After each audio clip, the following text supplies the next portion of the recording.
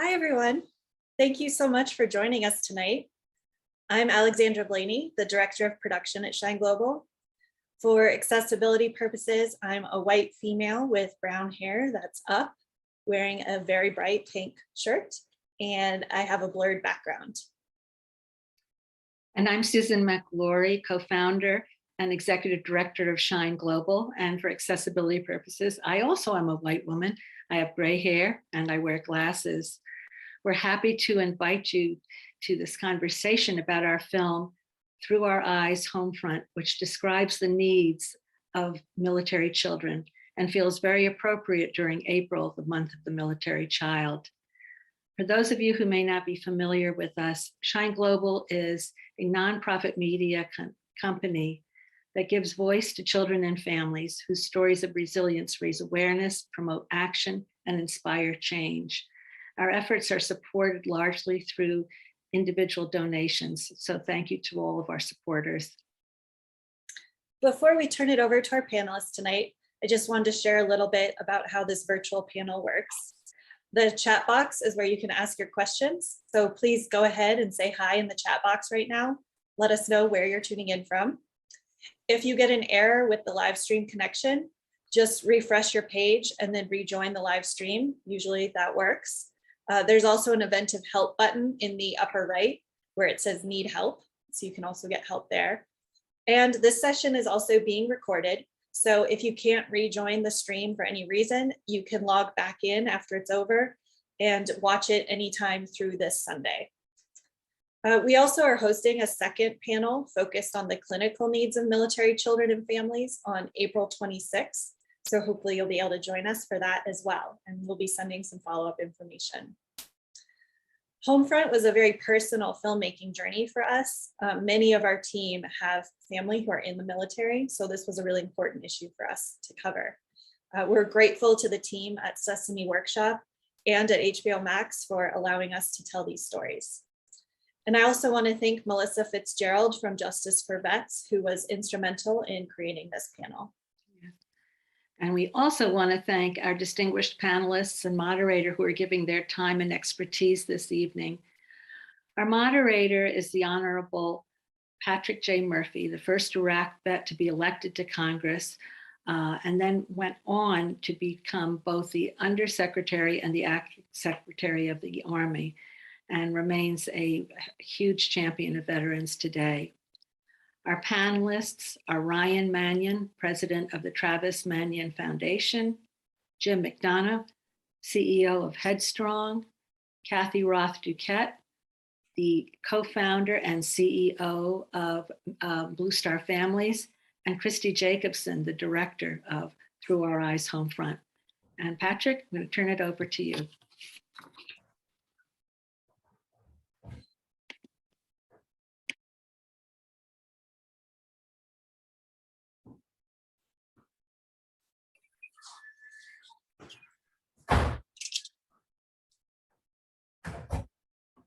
Patrick's connecting now. I am on. Is now my time for my introduction?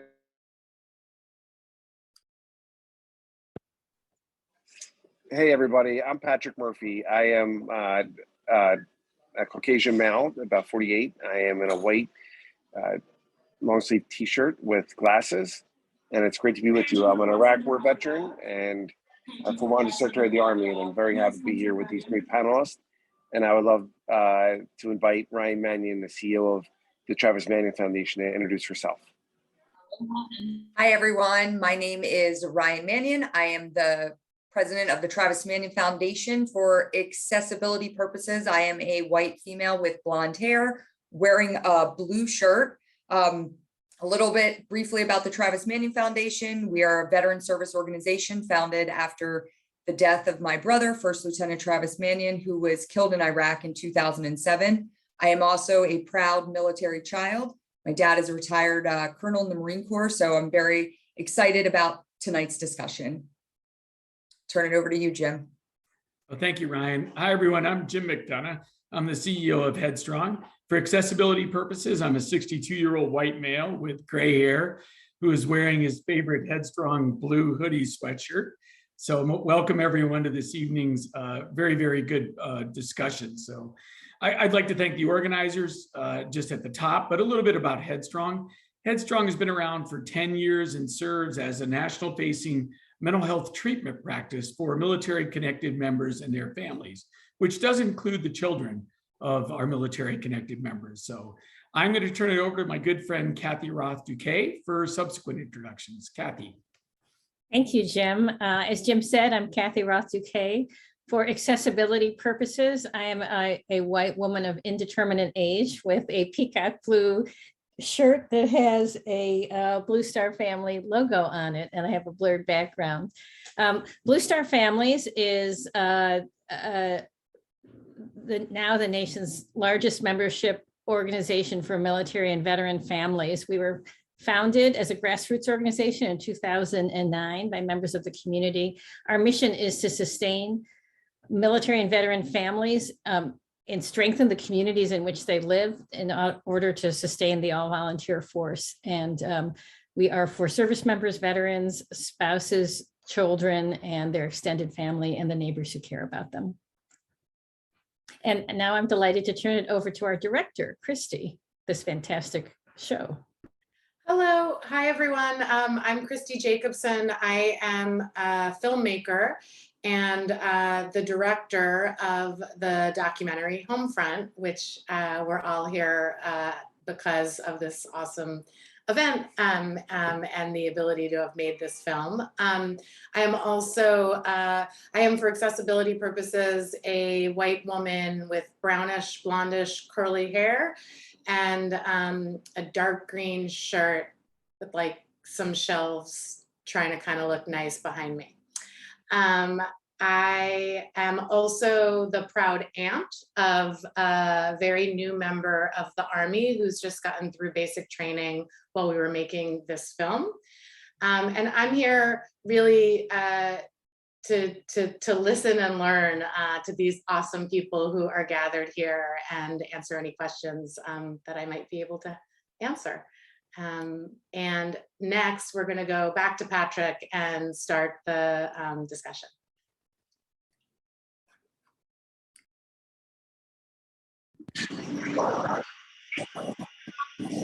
Thank you so much, Christy. So let me turn to first Ryan Manion. Ryan, what was your favorite part of the movie and how did it affect you and why?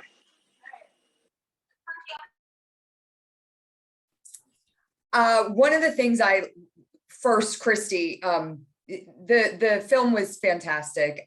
One of the things that I always look for and hope for when there is a film or documentary about the military is that number one, it has the right portrayal. That it's highlighting not just some of the challenges, but also some of the great things about the military. And I thought you did such a beautiful job of highlighting these children and some of the challenges they were dealing with, but also just showcasing the strength and resilience that they had. They're real people, but my favorite character, I will say, was Gabby. I was blown away by her maturity as a young girl and, just the strength that she had, the strength that she displayed was really inspiring. And I watched her at the end of that film when she was speaking about the toy drive to her Girl Scout group. And I'm like, man, this little girl could get up on any stage and just blow the house down. And she was just speaking from the cuff. But I thought you did such a beautiful job of the way that you highlighted these children and dug into everything that they were dealing with, but also put such a beautiful spin on the strength that they certainly had and will continue to have.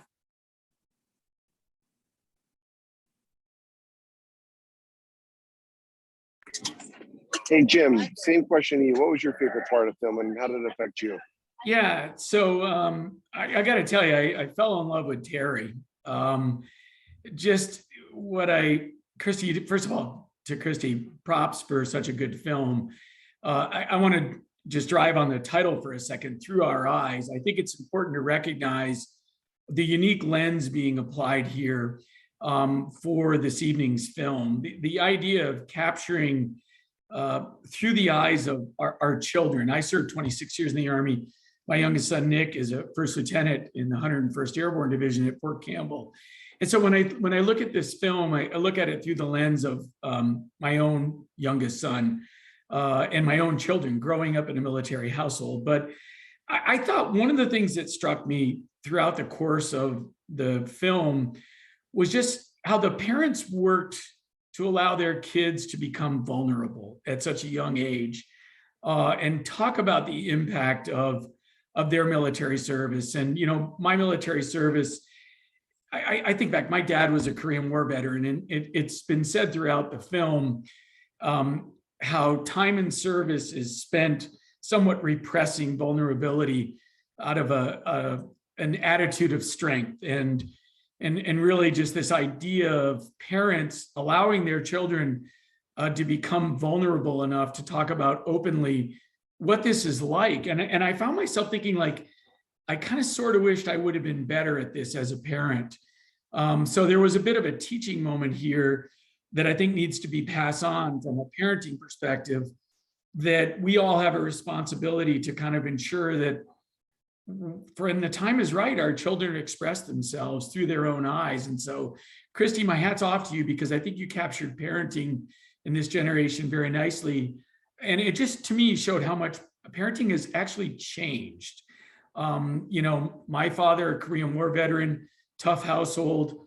It was strength and resilience as being the hallmarks of becoming an adult in society. And what I was enamored with was parents and their willingness to allow their children to express their vulnerability. So I just want to remark on that, because I thought it was so nicely done. And I got to tell you, I fell in love with young Terry as much as I did with Luther and Gabby, but I really was drawn to that young man and his vulnerability. So Patrick, back to you.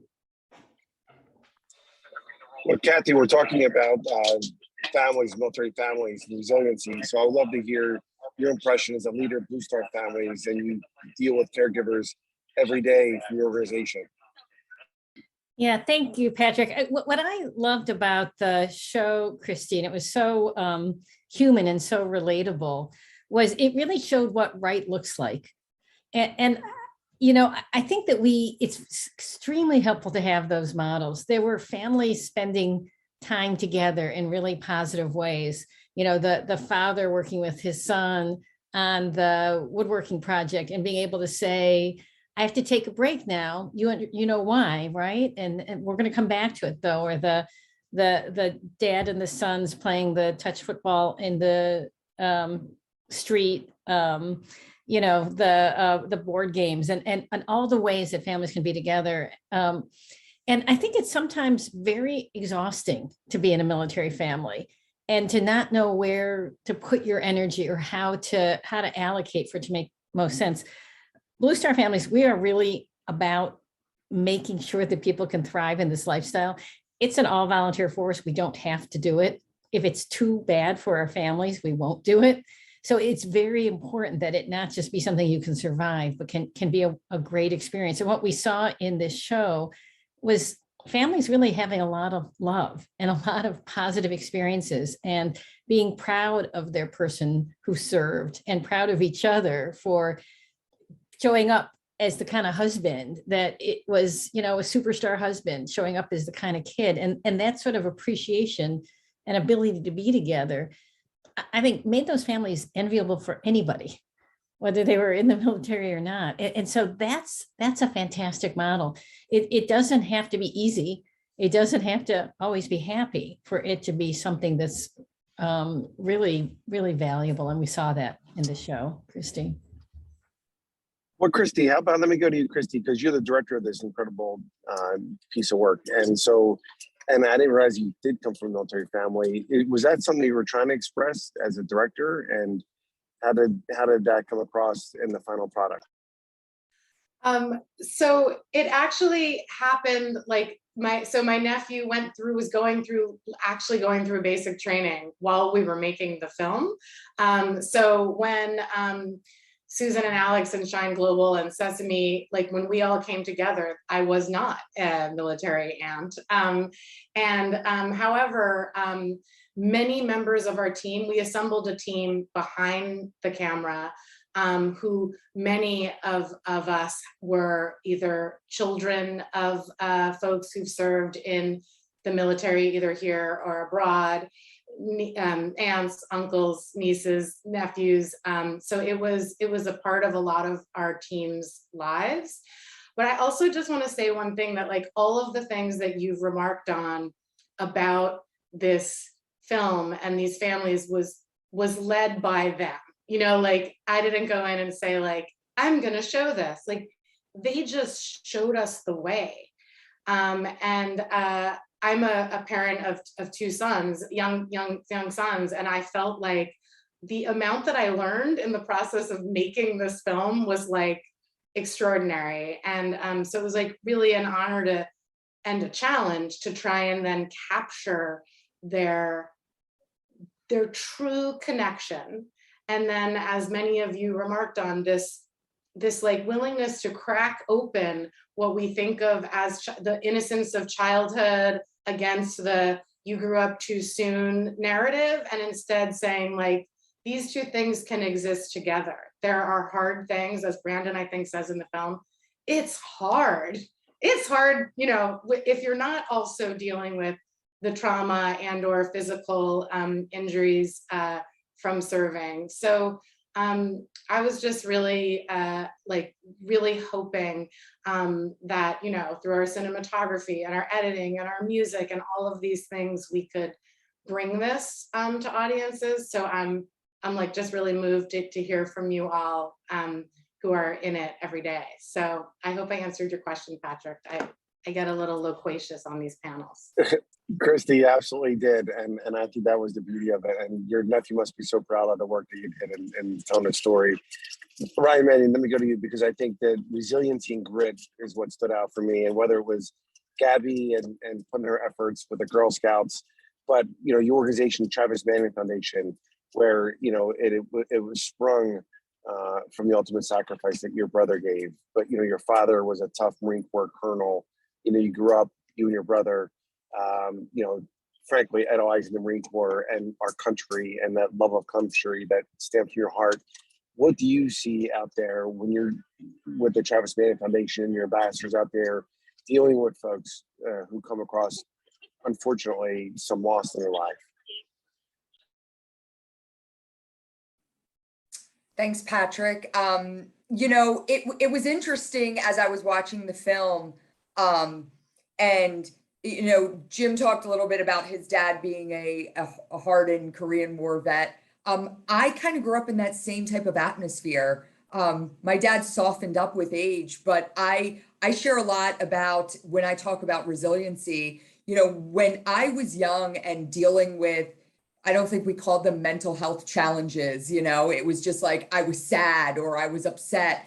And, you know, in my family, it was thought that everything, all ailments of the mind could be healed with the body. So if I went and told my dad, hey, I'm really sad or I'm dealing with this, and I didn't typically go to my dad, I'd go to my mom, but if my dad overheard, he'd say, go for a run, right? Like that was always his like, are you not feeling well? Like go for a run. And for many years, that was my coping mechanism. And, you know, I love how we have destigmatized this idea of mental health. And gosh, it was overly abundant in this piece, which I loved. I mean, just seeing these kids having open and honest conversations, as Jim said, I mean, that's not something that I grew up with in that way. I've now come to find that there was a little bit of truth to what my dad was saying, because I think physical fitness is a huge component to mental health, but it's more than that. And, you know, we work with a lot of youth through the Travis Manion Foundation, not all military children, but one of our biggest initiatives at our organization is training veterans to mentor youth. And so because they understand these ideas of service, and you know, what we find is that it is something that kids need to be taught.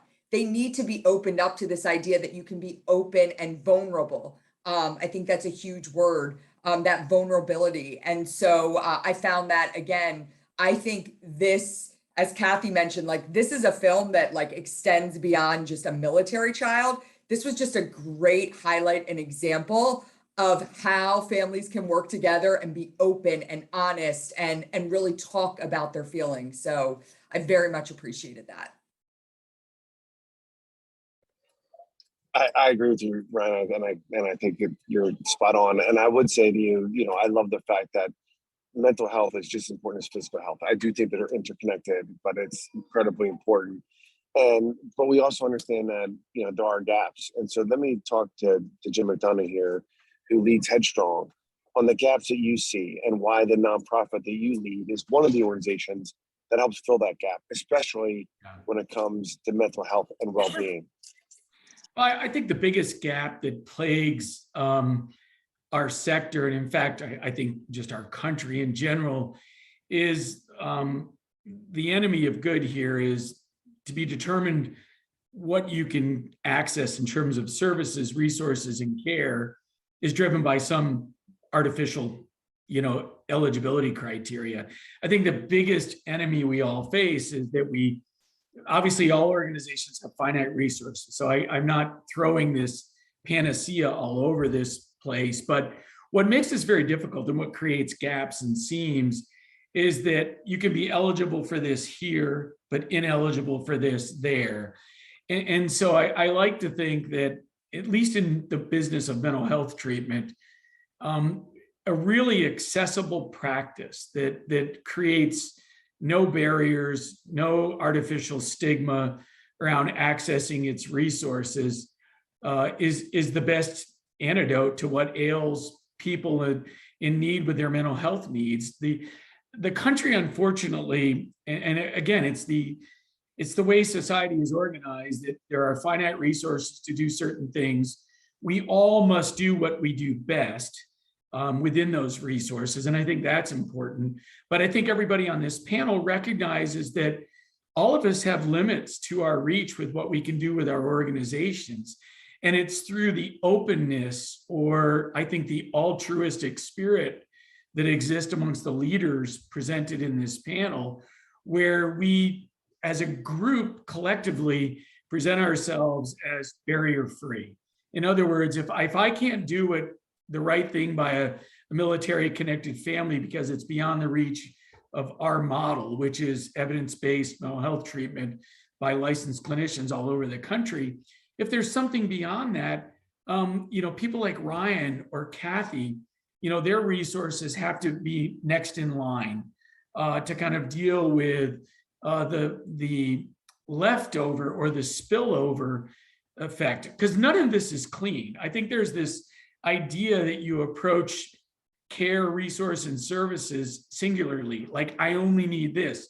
The reality of it is that there's co-occurrence, there's just such co-maladies, if you will, that are present in people's lives, that we really have to be really good at what we do and present that individual to the next organization in such a way that the individual feels like that experience was not a barrier. That's what makes this world best, I think. And I think we all work together to create, where there are barriers and where there are boundaries, some permeable nature to that on how we all work together. So I think the biggest gap in our world today exists in the barriers that exist between organizations driven by, you know, eligibility criteria for this and that. I like to think Headstrong is a very inclusive practice. It doesn't discriminate against the type of service, whether it's wartime, whether it's combat, whether you're a member of the Guard, the Reserves, actively serving, a veteran of any era, the connected family member. That's the kind of practice I think the world should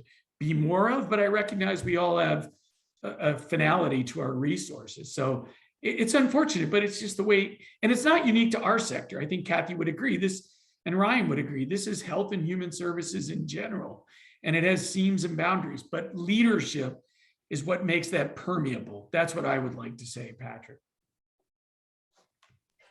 Well, that's great, Jim. And I would say to you, I agree with your assessment that we're all in this together. And I think we all live by that ethic that we leave no one behind. And so we understand where the gaps are, and we try to accomplish what we can collectively to make sure we take care of our military, our veterans, and their families. And it's just incredibly important. So let me turn over to Kathy Roth-Douquet from Blue Star Families. Kathy, I thought what was so compelling is telling these stories of these kids, but their roles as caregivers. What have you seen in the research? What have you? I mean, you've written a book. You're an author. You've been in this space and have been such an incredible leader. What do you see as those characteristics, and what gives you hope that things might be getting better and the resources that are out there?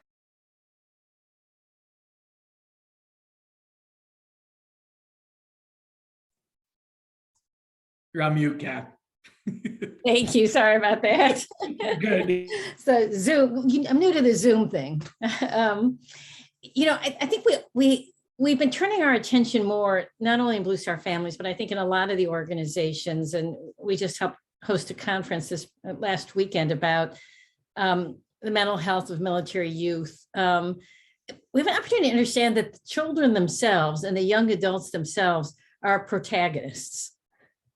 They're not just the adjunct. They're not just the spillover effect, the accessory to the veteran, where the veteran's really the only important person in the picture. And then how are these accessories affected by this veteran?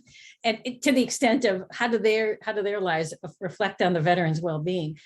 But they actually have value in and of themselves, and they have dignity, and caring about them for their own sake is important.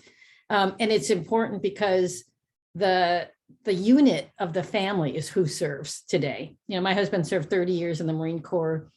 We moved 9 times in 16 years in my family. When we settled here in Virginia, it was 10th grade for my daughter, and that was her 10th school. And there was nothing about the experience of our lives that made any sense except for the fact that we were a military family and my husband was repeatedly deploying to combat. And so we can't understand ourselves as anything other than that. And my husband's ability to be successful, not only in his mission, but also in his veteran status, is also dependent on his family doing well, because there's nothing more undermining to someone than to feel that their family is hurt by them. So the caregivers have a very challenging role. The children, and we partner a lot with the Elizabeth Dole Foundation, who've done some wonderful work on the hidden helpers, because you have to become very mature at a young age. We saw that in Gabi and a lot of the children in the film, that they have to see themselves not in the narcissism that is a child's right, but how they serve and balance with their parents, both the parent who's hurt and the parent who's responding to it. And we can honor them for that work that they do, but I think we also owe it to them to just honor them for who they are themselves and allow them to have their feelings.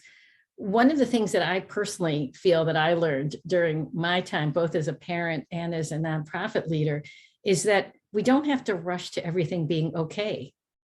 I think there's an enormous need to say, suck it up, or we're resilient. Military children often hate the word resilient. What I've learned is that we need to start using different words, because that word has come to be associated for them with the idea that you can't have any feelings. You just have to be okay all the time. And what we have to do is allow people to not be okay and not think that the world's going to end, and have the faith that things will exist on the back end. And then look at the aspects of military culture that set up things to be more difficult. The fact that we move into communities and our neighbors don't know we're there, and we're alone over and over and over again and not able to form networks, that's a tremendous problem for us. It's a problem we can solve, but only by talking about it and engaging our neighbors and inviting them into those solutions. We can't just expect each individual to make these challenges okay, but we have to look at the structure of how we do military service today to create better ecosystems of health for everyone involved. Kathy, I couldn't agree with you more, and that's why I love to turn to Kristi now, because I thought what Kathy said is eloquent. It's okay not to be okay, and I think that's one of the underlying themes that these children have shown. Was that your kind of vision before you began, or is that kind of a byproduct of what you saw through the lens? Yeah, I mean, I think that, well, I should say that my family has been touched by a death by suicide. So it's okay to not be okay has been something that I've understood is really important to not just teach, but show kids, you know, but lead by example on that. And so that was there, but again, like, you know, certainly the moment that I think was, I mean, there were no moments in the making of this film that weren't extremely moving, but the experience of being with Brandon and Terry when Terry is sitting to talk and gets emotional, and you know, it's not like you don't know really what to do. And it's on it, the producer and I are in there like, what, like, how do we sensitively, capturing this feels so crucially important in terms of showing families how to do this. It also feels like this is a really personal moment. So like, that's like the experience of being a filmmaker a lot of times. And so again, like these families just showed us, you know, like just put it out there so beautifully. Sorry, I'm in New York and you can hear some sirens out there. Cue.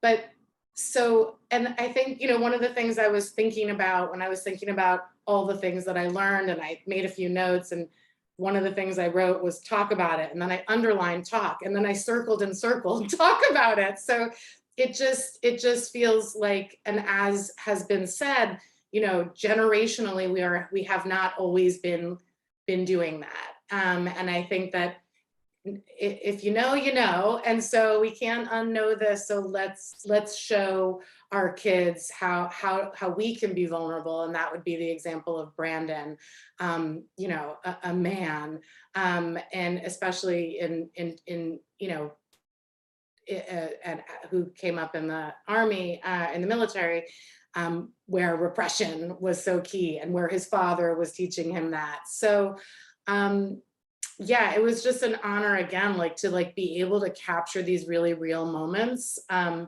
which you know, in a short production period, you don't always get to do. And these families were just extraordinary in their trust of us, and by being vulnerable with each other, also with this other layer, just shows how important that is. Well, I couldn't agree with you more. And that's why I love to bring in Ryan Manion here, because I do think talking about it, sharing your experiences, sharing your values, and that's what Ryan Manion's organization does, the Travis Manion Foundation. They have ambassadors throughout all over the country that are out there teaching why character does matter. So Ryan, can you describe, do you think that's important for veterans and your other ambassadors that are civilians that are out there in high school talking about their personal experiences and why character doesn't matter? And is that basically, it's urgent, is it helpful to them to maybe overcome some of the, I would say, burdens or experiences they may have gone through to get to where they are? Sure. Yeah. You know, when our organization started, you know, we very much looked at some of the programs that we are running and saw them as a holistic approach to mental health. And we wanted to be a preventative model before veterans were walking through the doors of the VA with, you know, with some, you know, things that they had to deal with that were at we score our veterans on a, you know, when they enter into the Travis Manion Foundation, they'll take a survey, and, you know, most veterans sit anywhere between a 4 and a 7, 1 being, I'm great, I have no issues, 10 being, you know, I need some clinical care, serious clinical care. And what we found is that one of the great, well, there's two things. One, you know, Patrick talked about storytelling, and we found such great positive data to support that sharing your story is so therapeutic. And again, going back to what Kathy said about that vulnerability and what Jim said about, this idea of the veteran, veterans are taught not to kind of share their feelings, share their emotions. And so this idea that they could go and share their stories and their stories they're not all beautiful stories, but being able to share those stories with someone else was incredibly therapeutic. And beyond that, creating that community.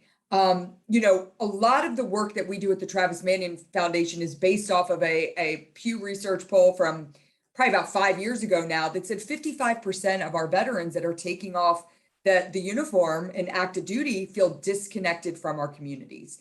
And you look at the military families that you profile and these military children, like, how can we bridge that gap? How can we make sure that the veterans that are taking off the uniform, that are leaving active duty, that are assimilating back into, Kathy, like your daughter, I moved 10 times in, 12 years. I mean, it was when we finally landed in Pennsylvania, I was thrilled that I was going to be able to make friends and have friends for longer than 2 years. I mean, it was like, oh my gosh, I'm going to have friends for a long time. But so it's totally a different perspective that a military child comes from, and especially the child of a caregiver, because they may have dealt with some of those challenges in terms of moving and different locations. On top of that, their loved one is coming home different. And so this idea that we can, again, share those stories and bridge that connection so that when they're walking into that school and when young Gabby is sharing like where she stayed and how she was living somewhere for 3 months as her dad was healing, it's not foreign to the kids that have no connection to the military. And so I think that's incredibly important for our veteran community, but for our civilian population as well, to show that shared sense of community, and for our military community as a whole to feel open to sharing their stories with others. That's beautiful. Jim McDonough, Colonel, at Headstrong, when you're dealing with active military, when you're dealing with veterans, their families, and your partnership with Cohen, is part of storytelling and working through it, part of the evidence-based practices that you utilize, and how effective is that type of treatment? And by the way, before you answer, I apologize. Let me just make sure the folks that are watching, first, thank you so much for joining us. It's such an incredibly impactful piece of work, piece of art. But you can ask questions. Go in the chat box. Please ask us your questions. We'll get to as many as we can in the last 20 minutes here.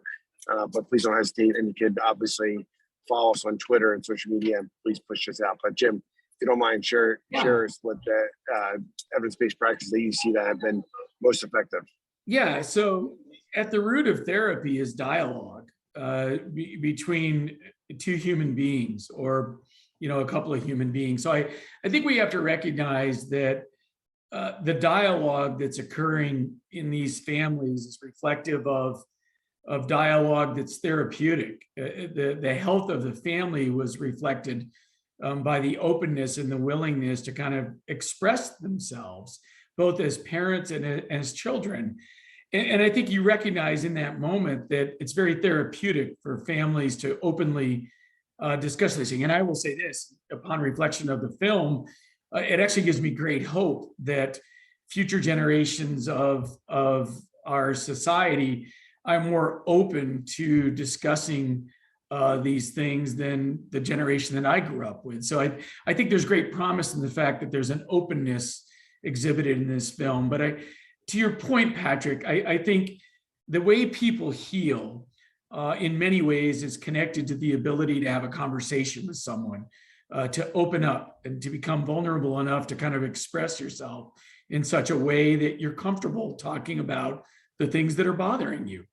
And on the other end of that, a trained therapist knows how to pull on the narrative that's unfolding to get people to feel comfortable in really revealing the issues that they're confronting in their lives.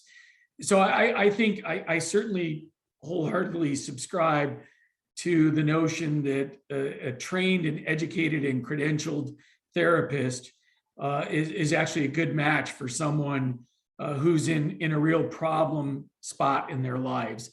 All of us on this panel either have participated in such conversations or have been witness to them, and we see the power that just merely unfolds through conversation. So I think in the hands of the right individuals on the other end of that conversation, the healing process can unfold, and we can actually help people become better and provide coping skills for dealing with this. I point out coping skills because I think it's popular mythology that this is a one and done, that, you know, you reach this point of vulnerability, you express yourself, and you're somehow fixed. The reality of mental health is that it's largely ongoing. And I like to think of Headstrong as an organization that in many ways exists to provide ongoing access to mental health treatment through life's trajectory, because just because this was the one point that you felt that you could come forward and talk about this, there's another point. It's a point of failure in your life. It's divorce, it's death, it's all the things that we talk about that ail people.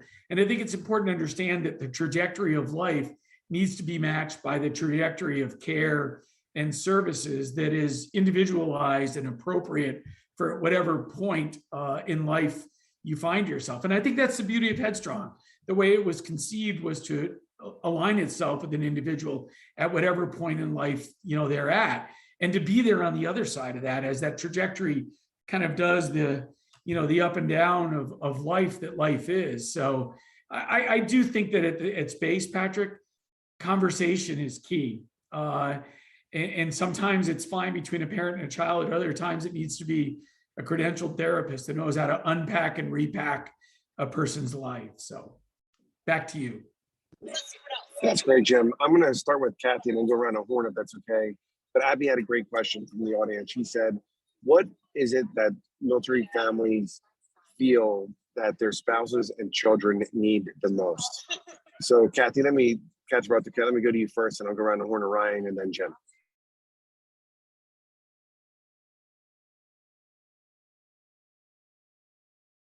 The family is the support system for the service member or veteran, and the community is the support system for the family.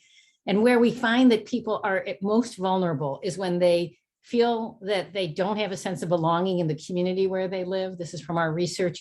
Or where they feel that the community in which they live doesn't understand them, doesn't have basic cultural competency about what it means to be a military or veteran family. Also, points of failure are when the family's not able to spend time together, or when there's, you know, physical or mental health challenges. Those four things. We spent 3 years studying resilience in military and veteran families, 18 different factors. Those four are top among them. 2 of them live in the community. And too often the community isn't aware that that service member in their family, that veteran in their family is right there in their zip code, is right there in their neighborhood, in their school, in their club. They don't have that Girl Scout troop that they can tell that story to, that God be told, which is where that health comes from. So one of the things Blue Star Families tries to do is to create those ecosystems of health and to help communities come together with them.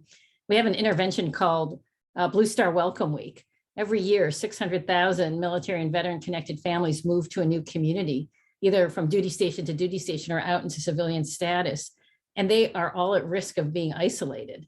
And Welcome Week is about saying welcome to these families and integrating them into their community 1 week a year.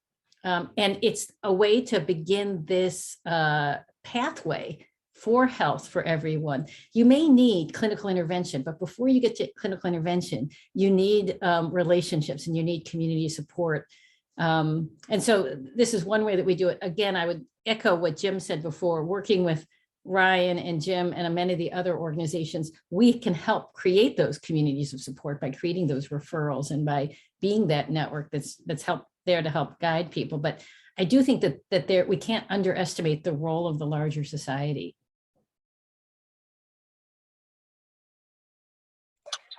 Ryan? Yes, I'll kind of add on to what Kathy was saying. And, you know, I think kind of the beauty of having our three organizations represented here tonight is you can see a really nice connection point from, Kathy works with Blue Star families. She's working with these families that are active duty, with the military, active duty military children. And then, it passes on to the Travis Manion Foundation, where we're working with the veterans and the families of veterans. So those who have recently gotten out of active duty, all the way to, we represent every branch of service, and, we are not discriminatory, when you served. So, but most of our veteran population are post 9/11 veterans. And, again, when you look at that pathway from Blue Star families to the Travis Manion Foundation, and we continue that care in terms of bridging that gap with the community, making sure, because, as families are leaving active duty, they're not staying where they're living, right? Like, they're going to where they want to eventually be, or, most of them are not staying at their last duty station. They're saying, okay, now we get to actually pick where we want to be. But for a lot of that, maybe they're going home again, but they haven't been home in 20 something years. Or we know a lot of military families that kind of do this on a map and go, hey, this looks awesome, let's try it. And so we try to, again, provide that opportunity to say, just like Kathy's doing with the active duty families, like, we're going to get you connected with the community. And then you have Headstrong, which is there to be a resource for, this clinical mental health, that no matter what, again, when I talked about like the work that we do when veterans are entering into our program, a veteran, just because you're saying you're a 2 on a scale and you're thriving, that does not mean I very openly talk about the fact that just because you're doing well, and Jim said it, like, that doesn't mean it's like, I don't need any of that. Like, it's actually evidence that like it works, and continue doing it. So I just love I kind of love all the touch points between our three organizations, and as you can see within our space, within this veteran community, this military community, it really is, all of us working together collectively to support these families. Hey, Jim, I'm gonna, if it's okay with you, I'm gonna not have you guys answer that question. I'm gonna actually let you lead off here. And our final question, because we're running out of time. What is it that the folks that are tuning in with us here tonight could do to help military families? What's one thing? And again, I do want to give a plug. It's for Headstrong, for the Travis Manion Foundation, for Blue Star families.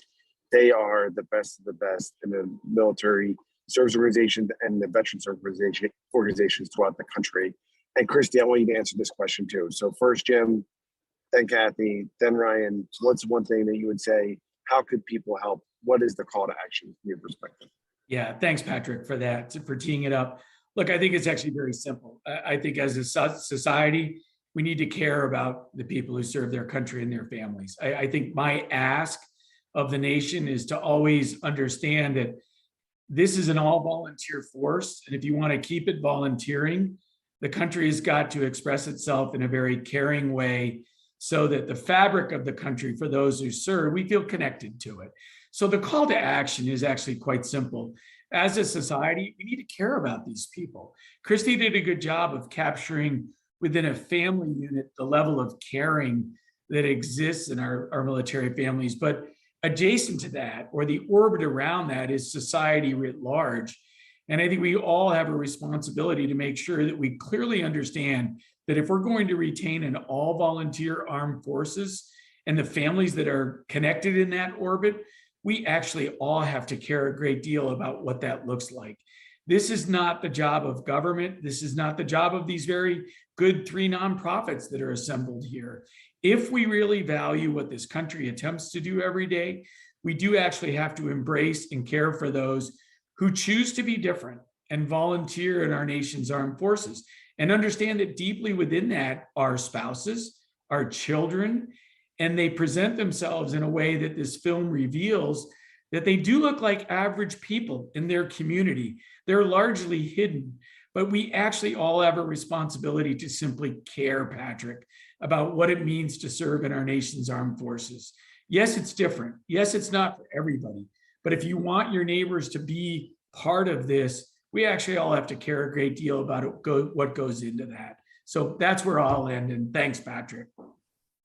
I thought that was really beautiful and incredibly well said, Jim. And I agree with that. It took, three concrete things I will offer. First, ask the question, in this school, in this club, in my workplace, is anyone here a veteran? Is anyone here part of a serving military family, active duty guard or reserve, or a veteran family? Ask so you can know. And then if they are, try to reach out to them and include them and elevate them. You can do that individually. You can also, through Blue Star Families, participate in our Welcome Week, which is the last week of September. It's free. You can come on board and we can tell you how you can help welcome families into your community. A third thing I will add is that one of the best ways to integrate an entire family into your community is through the school. There's a program called the Purple Schools Program. You can find out about it on our website, on the Military Child Education Coalition website, or just Google it. And to make sure your school is a purple school is an amazing way to really help a military or veteran family be connected to your community. I'll kind of mirror on to what Jim and Kathy both said. I think the earnest, lies on all of us to understand and recognize the military families that rest within our communities. Look for organizations that you can provide, like Kathy said, get involved with organizations that are working with military families. One of the things we do at the Travis Manion Foundation is we're open to civilians. And so we run programs that we have civilians working alongside veterans. That's certainly something in a volunteer capacity, and there's other organizations that do the same thing. But I will say one of the other great things, is what Kristi did. Kristi elevated the stories of military families.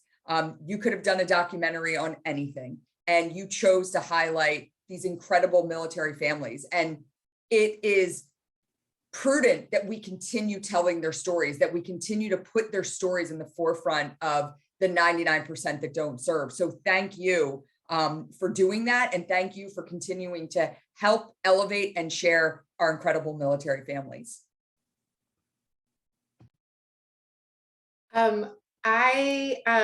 First off, I think it's really important in thinking about what anyone here can do is being here tonight is one of those things, which is, and so thank you for that.